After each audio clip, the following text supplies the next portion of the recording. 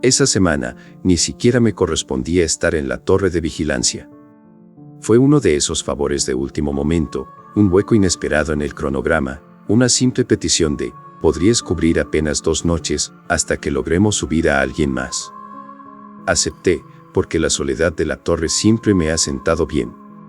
Me gusta la rutina, las listas de control, y la manera en que tu universo entero se reduce a 3 variables, el tiempo, la visibilidad y una radio que, con suerte, decide funcionar. Técnicamente, el puesto de vigilancia estaba fuera de servicio. Un término que suena dramático, hasta que comprendes que solo significa que el presupuesto se movió a otra parte. Sin embargo, la estructura aún estaba allí y seguía siendo imponente. Los escalones eran firmes, la pasarela exterior estaba intacta y los ventanales permanecían lo suficientemente limpios como para detectar cualquier columna de humo en el horizonte. La radio aún cobraba vida, si alimentabas el generador y mantenías la batería en su punto máximo. Era el tipo de lugar en el que podías jugar a que estaba abandonado, mientras lo mantenías operativo, simplemente porque nadie quería ser el responsable de admitir que habían dejado que la madera se pudriera hasta los cimientos. Llegué a la cabina al final de la tarde, cargando mi mochila, un termo de café y la tabla de anotaciones. El sol estaba lo suficientemente bajo como para teñir las copas de los árboles de un color como de cobre encendido. Desde las alturas, se podía observar con claridad toda la zona trasera del parque. Un mar de cordilleras, plegándose unas sobre otras, cortadas por sombras alargadas y las cicatrices pálidas de incendios antiguos, provocados por rayos. La torre crujía bajo el viento, un lamento metálico y sordo, que no era peligroso, sino más bien el sonido normal de la madera y el acero, recordando lo que se siente al erguirse tan altos. En el interior, el aire estaba saturado de un olor a polvo acumulado, resina de pino y café rancio. Cerca de los equipos de comunicación, había una hoja plastificada, con 3 puntos resaltados en negrita, que captaron mi atención de inmediato. 1. No solicite asistencia a través de frecuencias no monitoreadas. 2. Si se encuentra perdido, permanezca donde está. 3. Utilice teléfonos de emergencia o el 911. Si escucha una voz que le ordena desviarse del sendero, no responda. Alguien había subrayado esa última frase 2 veces, con tanta fuerza que el trazo quedó grabado en el plástico. Recuerdo haberme burlado ligeramente al verlo por primera vez, no porque fuera gracioso, sino porque parecía una advertencia extrañamente específica, para un entorno que se rige por la lógica de los manuales. Se sentía como una superstición, infiltrada en un lugar de trabajo lleno de listas de verificación. Me acomodé e hice mi primer reporte a la central. Di mi ubicación, la lectura meteorológica, y confirmé que tenía una vista despejada de la cordillera sur. Registraron los datos, me ordenaron volver a llamar a las 21 horas, y eso fue todo. Las primeras horas transcurrieron en una calma acogedora. Preparé café en una pequeña estufa de campamento y me dediqué a llenar el libro de registros que nadie leería a menos que ocurriera una catástrofe. Vi cómo la luz del sol se desvanecía, hasta que el bosque se convirtió en una masa negra y sólida, donde tan solo la carretera de servicio trazaba una línea tenue en la penumbra. La radio de la torre era una unidad portátil antigua, conectada a una estación de carga junto a la ventana. La base de la antena estaba reforzada con cinta aislante negra, y la carcasa presentaba una muesca profunda en la esquina inferior izquierda, que era una vieja herida de guerra contra alguna roca, que nunca fue reparada. La etiqueta frontal estaba tan desgastada por el sol que ya era casi ilegible, pero si retorcías la cabeza bajo la luz adecuada, podías distinguir las viejas letras escritas a mano, vigía número 3. Cerca de las 20:30, la radio emitió un estallido de estática que me hizo tensar los hombros instintivamente. Ese era un sonido que no te puedes permitir ignorar, no allá afuera. Vigía 3, aquí central, dijo la voz. ¿Me copias? Copiado, adelante central, respondí, tras pulsar el transmisor. Hubo una pausa prolongada antes de que la operadora volviera a hablar. Hemos detectado un poco de tráfico inusual hace unos momentos. No es en nuestra frecuencia principal. Solo te aviso por si llegas a escucharlo.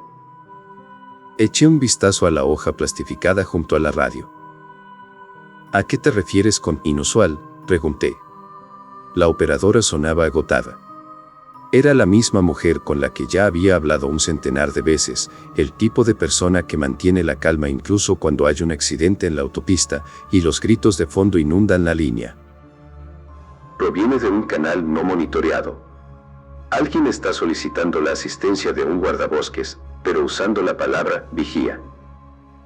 Sentí una ligera punzada de inquietud en el estómago. ¿Alguien sabe que hay personas en la torre?, murmuré en la radio. Sí, respondió ella. Probablemente sean niños, o alguien con un equipo viejo de comunicaciones. Tienes prohibido responder a cualquier llamada que no venga de nosotros. Si escuchas algo, tan solo regístralo. Eso es todo. Miré de nuevo la línea subrayada en la advertencia y sentí como mi escepticismo inicial se evaporaba. Copiado, no voy a intervenir, dije. Y lo decía en serio. A las 21 horas, llamé para hacer la actualización de rutina.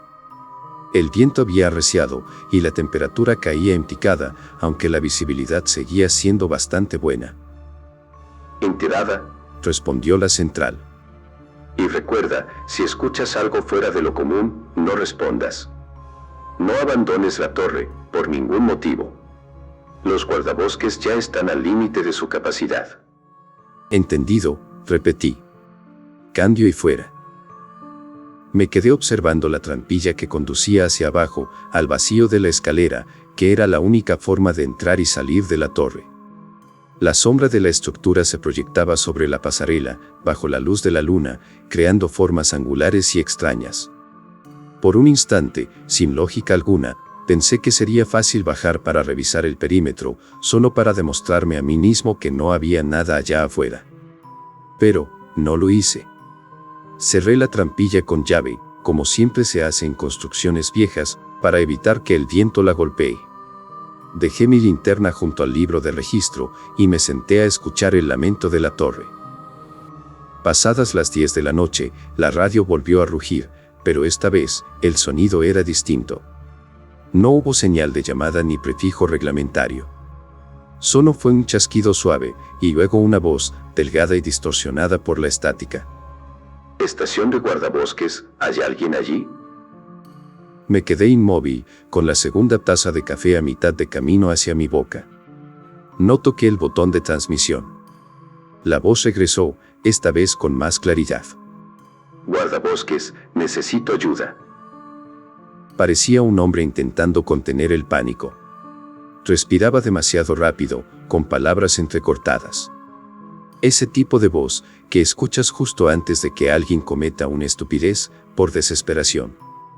Me quedé mirando el aparato, como si fuera a morderme. La hoja plastificada estaba allí, en mi visión periférica, y la advertencia subrayada parecía estar apuntando directamente hacia mi pecho.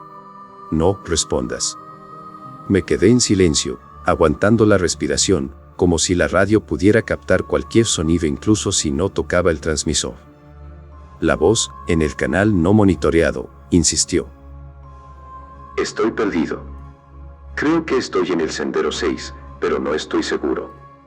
No encuentro el desvío. Estación de guardabosques, ¿me reciben? El sendero 6 estaba en la ladera trasera.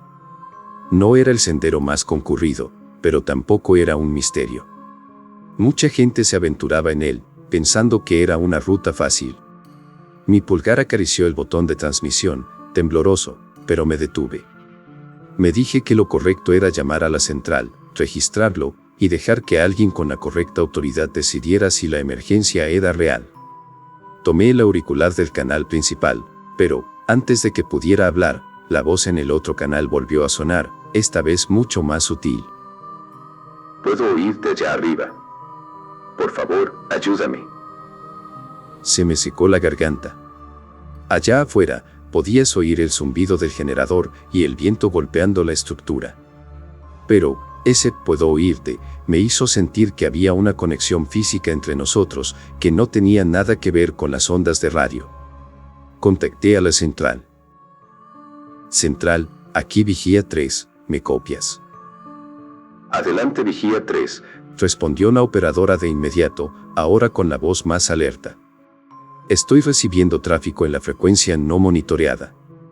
Un sujeto afirma estar perdido en el sendero 6. Dice que puede oírme aquí arriba. Hubo un silencio tenso del otro lado, un segundo más largo de lo que siempre se tardaba en contestar. Copiado, no intervengas. Enviaremos una unidad a revisar los accesos del sendero 6. Quédate en la torre. Confirma que estás seguro. Estoy seguro, la trampilla está cerrada con llave, respondí. No salgas. No respondas. Dejé el auricular, todavía algo perturbado, aunque un poco más tranquilo. Pero, la calma que sentí no duró demasiado. En el canal no monitoreado, la voz del hombre sufrió una transformación espeluznante. Se volvió plana, despojada de toda emoción humana, como si alguien hubiera apagado un interruptor en la persona que hablaba. Entonces, lo que escuché a continuación me quitó el color de la cara.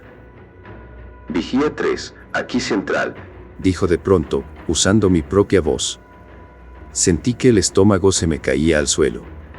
No era una grabación perfecta, tenía la calidad granulosa de la radio, pero era mi cadencia, mi tono y hasta mi propia respiración.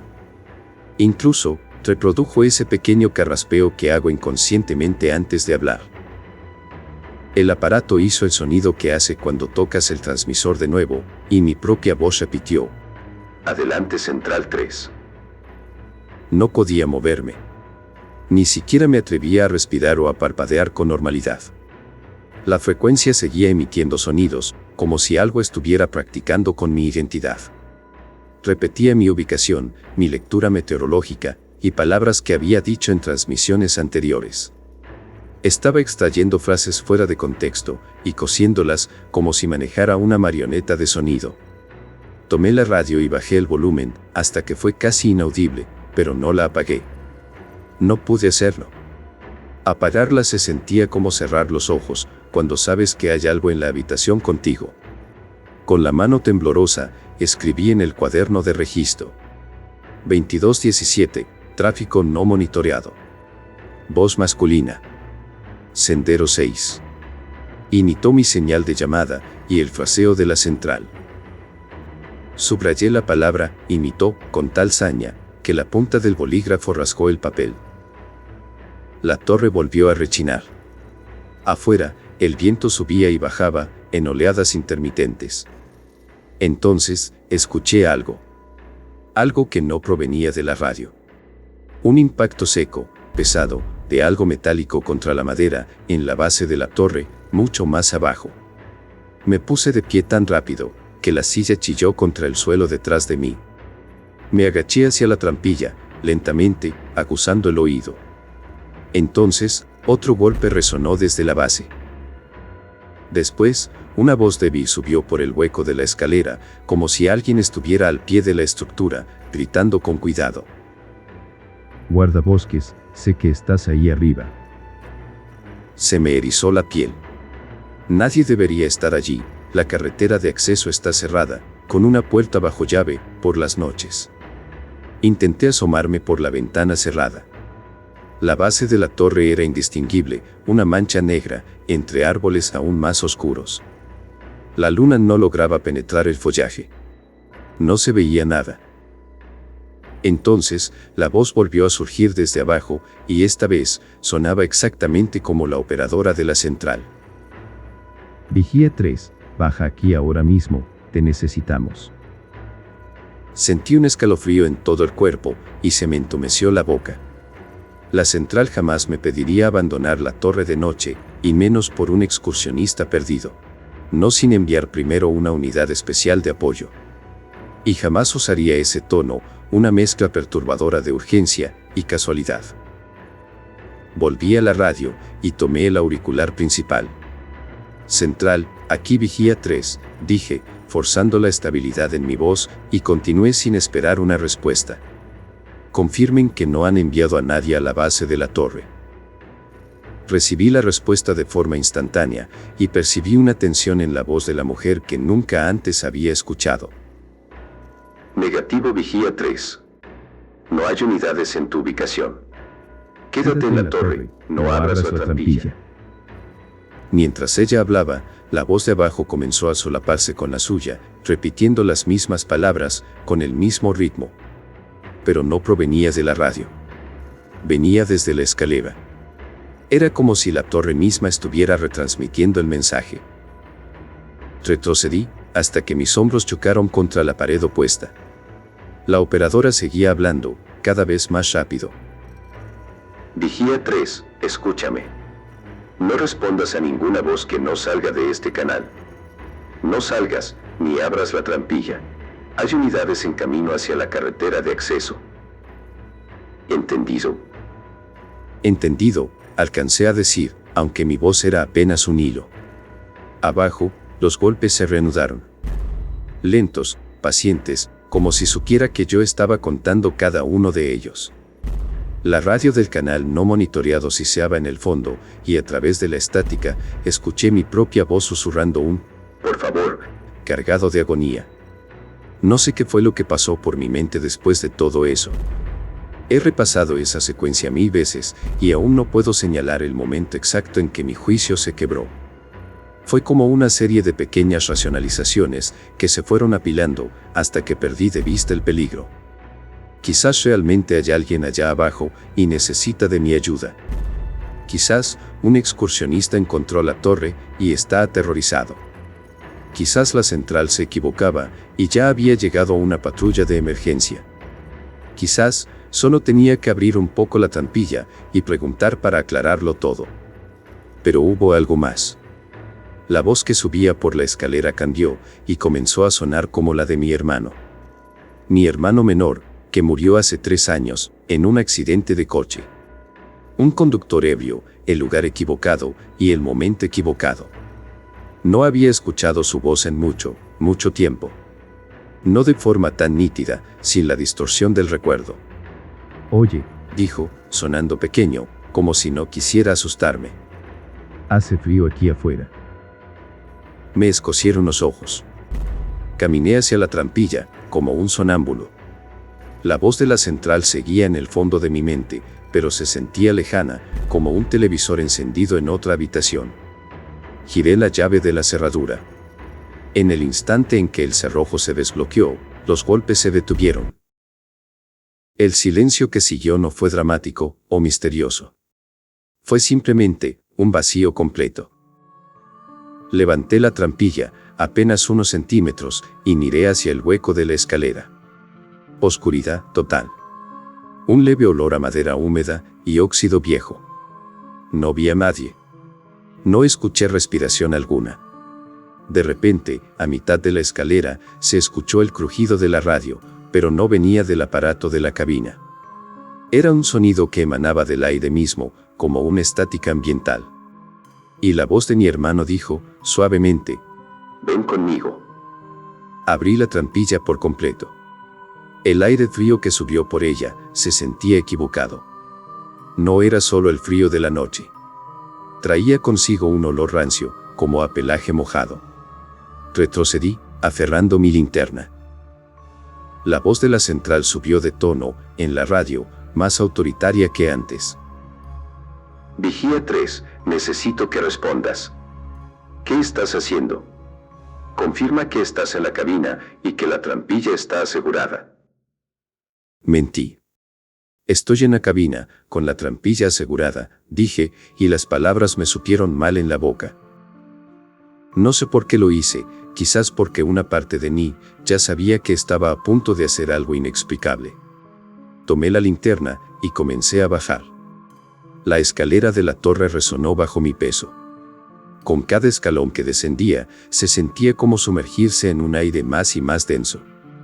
La oscuridad devoraba la luz de mi linterna, haciéndola parecer débil e inútil. A mitad de camino, el brillo reveló algo, en un escalón. Una tira de cinta reflectante, de las que usamos para marcar senderos en el parque. Estaba pegada al metal, como si alguien la hubiera presionado allí, deliberadamente. Mi corazón martilleaba contra mis costillas, y mi mente se batallaba consigo misma. Esa cinta no debería estar ahí. La voz desde abajo volvió a sonar. Solo dijo, con una paciencia infinita: Ya casi llegas. Solo un poco más. Al llegar al final, en la plataforma abierta que conecta con el suelo, la linterna barrió los soportes de la torre, la caja de mantenimiento y el poste del extintor. No había nadie. Ni personas, ni patrullas, ni huellas frescas en la tierra. Sonó la noche, presionando desde todos los flancos. ¿Hay alguien aquí?, pregunté, y mi voz sonó absurdamente fuerte en medio de la oscuridad. Nada respondió. Entonces, la radio allá arriba en la cabina crepitó, y con mi propia voz, dijo: Aquí. Al mismo tiempo, desde los árboles a mi izquierda, otra voz idéntica a la mía también repitió: Aquí. Como dos altavoces, reproduciendo el mismo sonido en estéreo. El terror me invadió entonces, y me provocó náuseas. Retrocedí un paso hacia la escalera. En ese momento, en las cercanías de la tenue luz de la linterna, capté un movimiento entre dos troncos de árboles cercanos. No era una silueta caminando, sino un cambio en una forma oscura, entre la quietud de todo lo demás. Apunté la linterna directamente en esa dirección, y lo vi. Estaba erguido, pero no se mantenía de pie como una persona. Parecía ensamblado, de forma incorrecta. Demasiado delgado, o demasiado largo. Sus brazos colgaban a los costados, con demasiadas articulaciones. La cabeza no era un cráneo limpio, ni tenía cornamenta. Era piel estirada con violencia sobre algo afilado, con crestas óseas marcadas bajo la superficie. Tenía una boca que no encajaba en el rostro, rasgada más allá de lo natural. Pero, lo peor, eran los ojos. Estaban hundidos y no brillaban, sino que eran reflejos apagados y húmedos, como piedras en el fondo de un arroyo turbio. No cargó contra mí, aunque de haberlo hecho, me hubiera alcanzado sin duda. Pero sí dio un paso al frente, silencioso y seguro, sin detener el contacto visual, acortando la distancia de una manera que mi cerebro no lograba procesar. Entonces, me di la vuelta y corrí. Subí las escaleras de dos en dos, con mis botas resonando sin cuidado contra el metal. Mis manos temblaban tanto, que casi pierdo el apoyo en la barandilla más de una vez.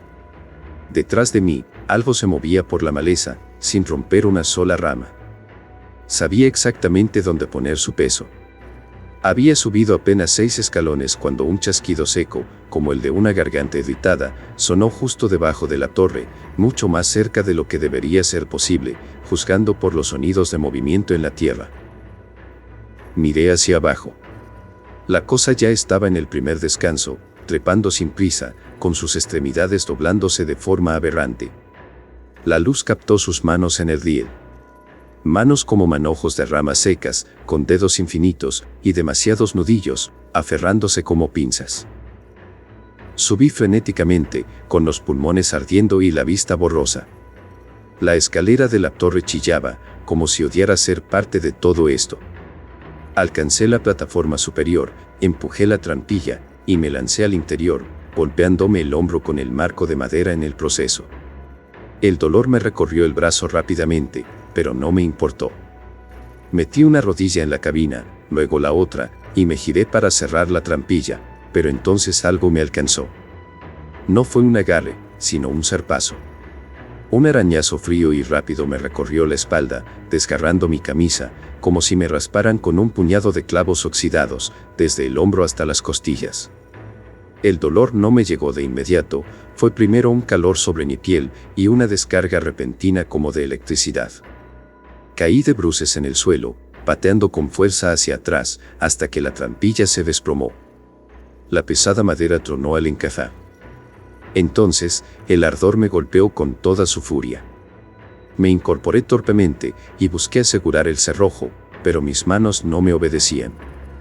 Debajo de mí, la trampilla recibió un golpe suave, casi como un tanteo. Luego, otro golpe más. Apoyé todo mi peso sobre ella, y finalmente logré encajar la llave en el cierre. Me arrastré y me desplomé contra la pared opuesta, sintiendo la humedad extendiéndose debajo de mi camisa. Las heridas pulsaban con un dolor caliente, con cada respiración. La operadora aún seguía en el canal real de la radio, con su voz ahora cargada de pánico.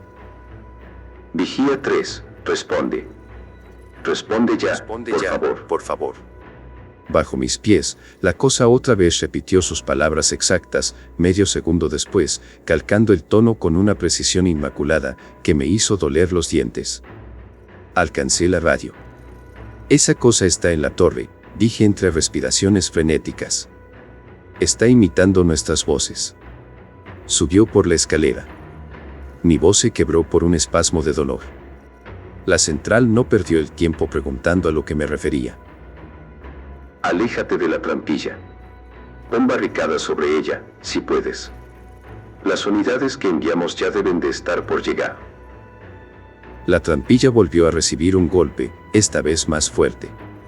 Se escuchó un sonido de garras, o uñas, arrastrándose debajo de la madera. Sentí un sabor cobrizo en la boca, de tanto apretar los dientes. Arrastré la silla pesada y la puse sobre la trampilla, y luego empujé también la mesa contra ella. La torre vibró ligeramente, y comprendí que la cosa no solo estaba probando la entrada. Estaba subiendo, por los soportes exteriores. Los cristales temblaron. La pasarela exterior emitió un chasquido metálico, cuando algo pesado se posó sobre ella. Una sombra negra, delgada y demasiado alargada, pasó por delante de la ventana. Me pegué a la pared opuesta, casi perdiendo el conocimiento por el dolor en mi espalda. La radio estalló en estática constante, en el otro canal, y mi propia voz, suavemente, me susurró desde el altavoz. Sé que estás ahí adentro. La ventana detrás de mí recibió un golpe, como si alguien la hubiera tocado con un nudillo. Vi la silueta presionada contra el vidrio por un segundo, ese rostro estirado y deforme. El cristal se fletó bajo la presión.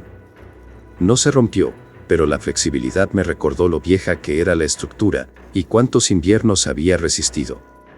Lo que sea que estuviera ahí afuera, no tenía prisa. Golpeaba, esperaba y volvía a golpear. Como si supiera que el tiempo jugaba a su favor. La central seguía transmitiendo, diciendo que aguantara, que la unidad ya veía las luces de la torre desde la carretera. Y entonces, la cosa al otro lado del vidrio habló, con el tono de voz de mi hermano. Sal, por favor. Tengo miedo. Eso casi me destruye. Mi mano se movió hacia el cerrojo, por instinto, un reflejo construido tras una vida de responder a quienes piden ayuda. Me detuve, mordiéndome el labio hasta hacerlo sangrar. El golpeteo en la ventana se detuvo. Por unos instantes, solo se escuchó mi respiración, el siseo de la radio y el goteo de un líquido cálido recorriendo mi costado. Entonces, algo comenzó a arrastrarse por el techo. Lentamente, como uñas rasgando sobre metal. El sonido recorrió toda la longitud de la cabina y se detuvo justo sobre mi cabeza. El techo era apenas un panel delgado. Si algo pesado se asentaba allí, se sentía en toda la estructura. La torre soltó un quejido profundo y, de nuevo, la trampilla fue golpeada desde abajo. Estaba en dos lugares a la vez, o al menos, quería que yo creyera eso. Finalmente, vi unas luces de vehículos bañando las copas de los árboles, allá abajo. Me asomé por una ventana y vi llegar un camión de guardabosques, y luego otro. Las radios explotaron con voces reales, órdenes y urgencia humana. La presión en el techo desapareció y el rascado en la trampilla se detuvo al instante. Pensé que todo se había acabado. Pero, entonces, en el canal no monitoreado, con la voz exacta de la operadora, llegó una instrucción. Unidades, procedan fuera del camino. Sigan la voz. Escuché a un guardabosques dudar en la frecuencia real. Central, confirme la última orden. La verdadera operadora intervino, con una brusquedad defensiva. Negativo. Manténganse en el camino. No se desvíen. No sigan ninguna voz. Y entonces, el canal falso repitió la negativa, pero con un matiz perturbador, como si hubiera una sonrisa oculta tras las palabras. Proceda. Desde mi ventana, vi como uno de los camiones enfocaba sus faros hacia la linde del bosque. Por una fracción de segundo, la luz reveló a la figura. Alta, demasiado delgada, medio oculta entre los troncos de los árboles. Entonces se fundió con la maleza y la oscuridad se la tragó. Los guardabosques no la persiguieron ni reaccionaron a ella, como si no la hubieran visto. Hicieron un barrido por todo el perímetro, no encontraron nada, y me ordenaron permanecer encerrado hasta el amanecer. Cuando salió el sol, me escoltaron hacia abajo con tanta delicadeza, que me hizo sentir que me había convertido en una cosa frágil y delicada. A mitad de camino, por el movimiento, noté que mi camisa se había secado y estaba rígida contra mi piel. Cada paso bajando por la escalera era una tortura. Abajo, uno de ellos preguntó si me había golpeado con algo. Yo solo negué con la cabeza. No sabía cómo explicarlo sin parecer un demente. Ya en la oficina del parque, intenté redactar un informe que no me hiciera terminar en una institución mental. Hablé de interferencias, bromas pesadas y quizás un animal bajo la torre por la noche. La administrativa no se burló de mí. Deslizó una carpeta vieja sobre la mesa, abierta en una sección llena de reportes de incidentes, fechas y notas sobre mimetismo en frecuencias de radio no monitoreadas. Al final de la página, había una última línea subrayada, 2 veces. Si usa tu propia voz, ya estás perdido. Me enviaron a cuidado de urgencias, como indicaba el protocolo, y porque era lo que necesitaba en ese momento. La enfermera tampoco hizo preguntas, pero cuando levantó mi camisa, se quedó en silencio un momento. «Tuviste suerte», dijo finalmente. Limpiaron mis heridas, me vendaron y me advirtieron que vigilara por cualquier signo de infección. Mi camisa terminó en una bolsa de plástico hermética, como si fuera la evidencia de algún crimen. Conduje a casa con los hombros rígidos, temiendo cualquier movimiento que tirara de las vendas. Renuncié al voluntariado a la semana siguiente. No es que le tenga miedo al bosque, en sí. Puedo disfrutar de un sendero a plena luz del día tanto como cualquiera. Renuncié porque aprendí algo que no puedo olvidar. Hay reglas para sobrevivir ahí afuera, que no tienen nada que ver con osos o con la deshidratación. Hay reglas sobre lo que sucede cuando pides ayuda de la forma incorrecta, en el canal equivocado y en el lugar prohibido. Y hay otro detalle final, que no le he contado a nadie en el parque. Un par de noches después de todo eso, finalmente logré quedarme dormido en un horario normal, en mi propia cama. Pero me desperté exactamente a las 2 de la mañana. No fue un despertar gradual. Mis ojos se abrieron de golpe y mi cuerpo ya estaba en tensión, como si hubiera detectado algo antes que mi cerebro. Mi espalda volvía a doler, bajo los vendajes. El apartamento se encontraba en un silencio absoluto y profundo. Entonces, no escuché. No venía de afuera, de la calle, sino de adentro de la misma casa. Un estallido suave de estática, y luego, el sonido del transmisor. Me incorporé de golpe. El ruido se repitió, un siseo controlado, como si alguien hubiera pulsado el botón y lo hubiera soltado. No provenía de mi teléfono, que estaba en la cómoda, apagado y cargando. Encendí la lámpara de noche junto a la cama. La luz inundó el cuarto, devolviéndole su normalidad, y por un momento, intenté convencerme de que no era nada. Entonces vi el resplandor verde. Un pequeño y fino rectángulo de luz enfermiza, bajo la puerta del dormitorio. Mi corazón empezó a latir con una fuerza que hacía vibrar mi visión.